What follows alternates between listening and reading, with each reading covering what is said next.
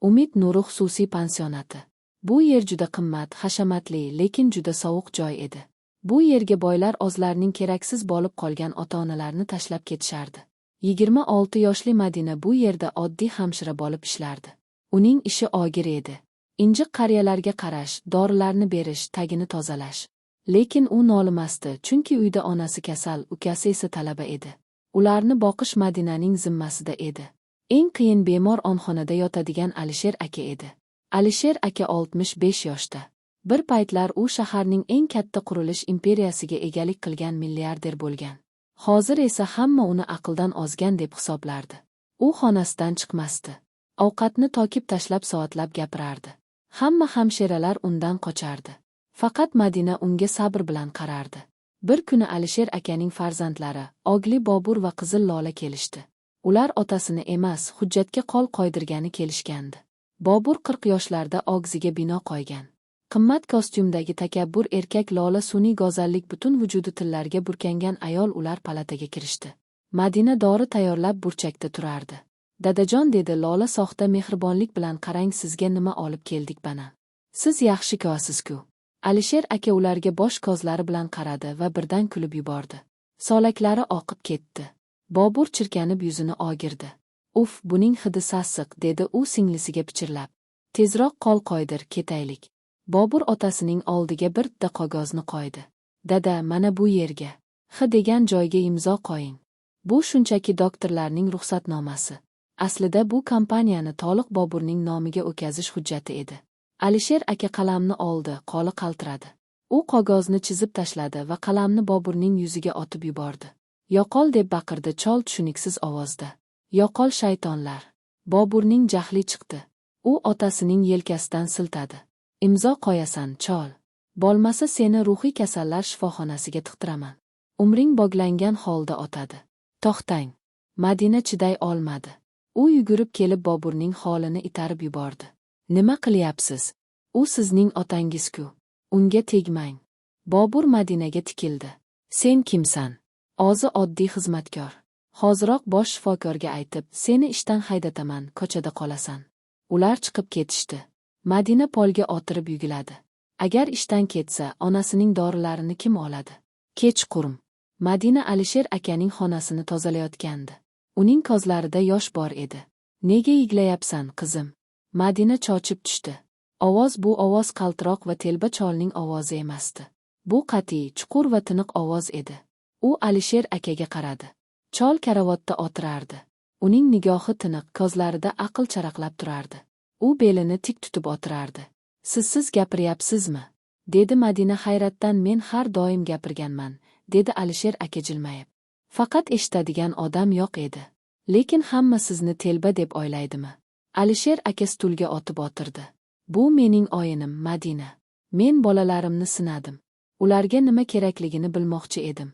Otasimi yoki otasining garimi? Va ular sinovdan o'ta olishmadi", dedi Madina past ovozda. "Afsuski, yo'q. Ular meni tiriklangin tomibdi. Ular kompaniyani bo'lib olib, keyin meni eng arzon davlat shifoxonasiga tashlashmoqchi. Men buni bilaman." Alisher aka Madinaga tikildi. "Bugun meni himoya qilding. O'z ishingni yo'qotishdan qo'rqmay meni himoya qilding." "Nega?" "Chunki bu insofsizlik", dedi Madina. "Siz ojizsiz. Ular esa men ojiz emasman", dedi Alisher aka ko'zini qisib. "Men shunchaki charchaganman va menga yordamchi kerak. Men yordam beraman. Yo'q, dori berishda emas. Menga sherik." Alisher aka stol ustiga bir qog'oz qo'ydi. "Menga turmushga chiqasan." Madina qo'lidagi lattani tushirib yubordi. "Nima? Qo'rqma. Bu haqiqiy nikoh bo'lmaydi. Bu biznes reja." "Tushunmadim." "Bolalarim meni aqldan ozgan deb e'lon qilib vasiylikka olishmoqchi. Agar ular bunga erishsa, men hamma narsadan ayrilaman. Lekin agar men uylansam, mening qonuniy vasi xotinim bo'ladi." Alisher aka o'rnidan turib deraza oldiga bordi. "Menga ishonchli odam kerak.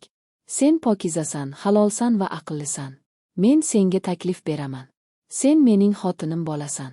Evaziga men onangni eng yaxshi klinikada davolataman.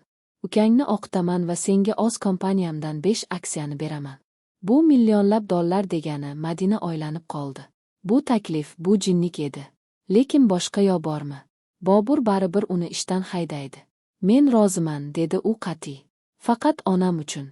Nikoh juda tez va yashirin o'tdi. Alisher aka o'zining eski tanish notariusi va futyo xodimini chaqirdi. Pansionatning ogida nikoh tuzildi. Ertasiga Alisher aka tuzalib uyga qaytdi. Yonida esa yosh xotini Madina. Alisher akaning uy haqiqiy saroy edi. Oltin qandillar, marmar zinoyalar. Bobur va Lola yetib kelishganda Alisher aka va Madina choy ichib o'tirishardi. Bu nima masxarabozlik, deb baqirdi Lola. Dada, bu xizmatkor bu yerda nima qilyapti? Alisher aka xotirjam choy hopladi. Tanishlaring, bu Madina mening qonuniy xotinim va sizlarning yangil oyijon ingiz. Boburning rangi oqarib ketdi. Siz aqldan ozgansiz. Biz buni sudda bekor qildiramiz. Bu qiz sizni aldab, boshingizni aylantirgan, oring, dedi Alisher aka. Lekin hozircha bu uyning bekasi Madina va u sizlarning bu uydagi har bir qadamingizni kuzatadi. Kechirgach hamma ozxonasiga tarqaldi. Xizmatkorlar g'iybat qilishardi. Qarang, yoshgina qiz boylik uchun cholga tegdi. Bugun birinchi kecha bechora chol. Madina yotoqxonada o'tirardi. U qoqardi. Alisher agar biznes reja degan bo'lsa-da baribir u erkak kishi-ku. Eshik ochildi. Alisher aka kirdi. U eshikni qulfladi. Madina o'rnidan turib orqaga tisalandi. Men divanda yotaman, dedi u tutlanib. Alisher aka kulib yubordi. U shkafni ochib, u yerdan karpahak emas, balki bir qop qoz va kitoblarni olib chiqib karavot ustiga tokdi. Bu nima? So'radi Madina. Bu sening seping, dedi Alisher aka. Bu kompaniyaning moliyaviy hisobotlari, ustav va yuridik hujjatlar. Tushunmadim, Madina. Sen mening xotinim rolini o'ynashing kerak, lekin sen mening merosxorim bo'lishing kerak. Bolalarim ertaga sening og'iri firibgar deb ayblashadi. Seni sindirishmoqchi bo'lishadi. O'zingni himoya qilishing uchun sen ulardan aqlliroq bo'lishing kerak. Alisher aka stulga o'tirdi. Bugun tunda uxlamaymiz. Men senga biznesni o'rgataman. Boburning qayerdan pul o'g'irlayotganini, Lolaning qaysi firmalarni bankrot qilganini ko'rsataman. Ertaga ertalab direktorlar kengashib oladi. Sen o'sha yerda gapirasan. Menmi? Men oddiy hamshiraman-ku. Bugundan boshlab sen hamshira emassan. Sen Alisher Usmonovning o'ng qolisan. Qani birinchi papkani och. Oqa o'sha tunda yotoqxona chirog'i ochmadi. Lekin u yerda ishki sirlar emas, balki millionlab dollarlik imperiyaning sirlari ochilayotgandi. Madina o'zida kutilmagan iqtidorni sezdi. U raqamlarni yaxshi tushunardi. U Boburning yashirin shemalarini hayratda qoldi. U sizni tunabdi-ku, dedi Madina gazab bilan. Ha, dedi Alisher aka ma'yus. Va buni faqat sen to'xtata olasan. Ertalab nonushta payt. Havo tarang edi. Bobur va Lola ko'z qisib qo'yishdi. Ularning rejasi bor edi. Madina xonasiga kiyim almashtirgani chiqqanda Lola sekin uning sumkasiga onasining qimmatbaho olmos uzugini solib qo'ydi. Birozdan so'ng uyda shovqin qatarildi. "Us kim?" deb baqirdi Lola. "Onamdan qolgan yodgorlik yo'qolibdi." Bobur darhol xizmatkorlarga buyruq berdi. "Hamma joyni tintuv qiling. Hamma xodimlarni va yangi kelinni ham." Madina zinadan tushib keldi. "Nima bilyapti? Sen o'girlading?" deb baqirdi Lola. "Kecha ko'zing yonib turgani." Gadoy, qo'riqchilar Madinaning sumkasini ochishdi va u yerdan uzukni topib olishdi. Bobur g'olibona jilmaydi. "Ana, dalil dadajon, ko'rdingizmi? Siz farishta deb o'ylagan xotiningiz oddiy o'gira." Alisher aka indamay turardi. U Madinaga qaradi. Madina qoqib ketdi. Lekin keyin tunda o'qigan hujjatlarni esladi. U endi ojiz qurbon emasdi. Madina kulib yubordi. "Sizlar juda jon ishlaysizlar", dedi u xotirjam. "Nima?" Lola hayron qoldi. "Bu uyda 32 ta kamera bor", dedi Madina devorga ishora qilib. "Kecha Alisher aka bilan birga barcha kameralarni yangiladik." "Lola opa, siz mening xonamga soat 15 ta kirib sumkamga narsa solganingiz bulutli xotiraga yozib olindi. Hozir politsiya chaqiramizmi yoki videoni katta ekranda ko'ramizmi?" Lolaning rangi tikadek oqarib ketdi. Bobur mushtini tugdi. Ularning birinchi rejasi chippak chiqdi. "Bu hali hammasi emas", dedi Bobur tishini qayrab. "Bugun direktorlar kengashi. U yerda otamni layoqatsiz deb e'lon qilamiz. Sen esa hech kimsan." Kompaniyaning katta majlislar zali. Uzun stol atrofida aksiyadorlar, yuristlar va hamkorlar o'tiribdi. Bobur minbarga chiqdi. "Hurmatli hamkasblar, otam Alisher Usmonov afsuski karilik demensiyasiga uchradilar. Ular galati qarorlar qabul qilyaptilar. Notanish ayollarga uylanyaptilar. Kompaniyani saqlab qolish uchun boshqaruvni o'z qo'limga olishim kerak. Mana tibbiy ma'lumotnomalar soda. Zalda shivir-shivir boshlandi. Hamma Boburni qo'llab-quvvatlayotgandek edi. E'tirozi borlar. Bormi?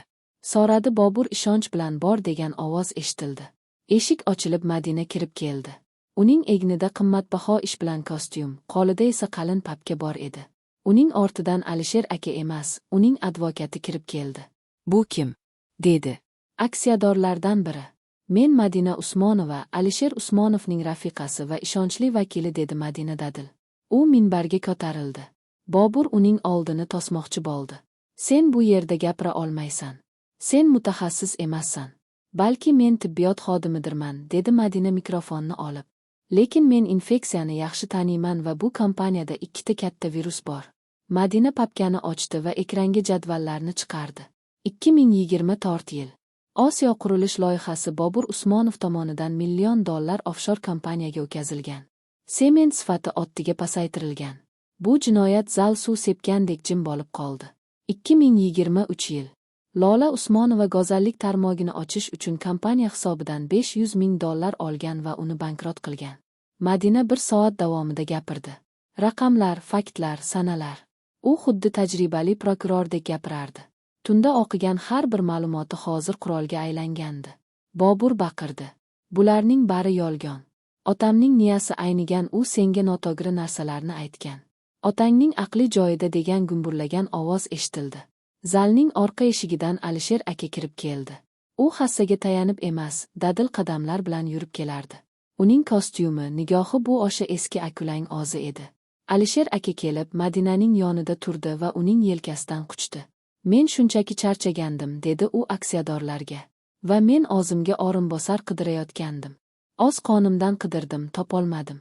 Lekin begona qizda men izlagan halollik va zakovatni ko'rdim. U Bobur va Lolaga qaradi. Sizlar ishdan bo'shatildingiz va sizlarning ustingizdan ichki audit tekshiruv boshlanadi. Agar kamomadni to'lamasangiz, qamoqqa o'tirgizasizlar. Lola yiglab yubordi. Bobur esa boshini egdi. Ular tushunishdiki, telbachol ularni mot qildi. Epilog haqiqiy voris. 1 yil o'tdi.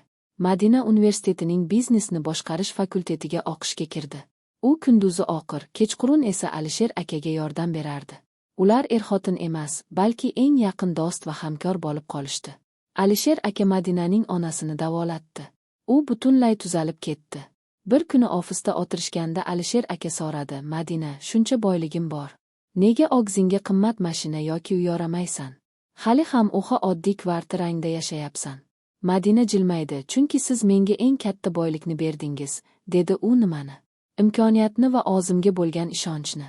Men oddiy hamshira emas, katta ishlarga qodir inson ekanligimni ko'rsatdingiz." Alisher aka derozaga qaradi. U baxtli edi. U o'z imperiyasini ishonchli qonlarga topshirayotgandi. U telbar bo'lib, eng to'g'ri qarorini qabul qilgandi.